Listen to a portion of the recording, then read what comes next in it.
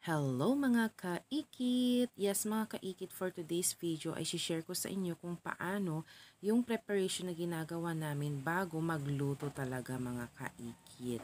So, kayo din ba mga kaikit, nagsasangkot siya din ba kayo bago ninyo iluto mga kaikit or diretso luto na lahat-lahat mga kaikit?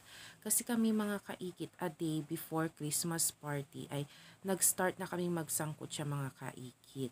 Ang kadahilanan kasi nun mga kaikit is wala naman kaming space masyado sa ref. Kaya kailangan namin na isangkot siya na agad-agad para hindi rin naman mapanis. At least sa baba na lang ng ref namin inilalagay mga kaikit. So, yung lulutuin ko dyan is around 5 kilos. Yes, mga kaikit. Hiniwa-hiwa na ni mother ko yung karne and binabad niya na rin niya sa kalamansi at toyo, paminta, and other seasonings mga kaikit.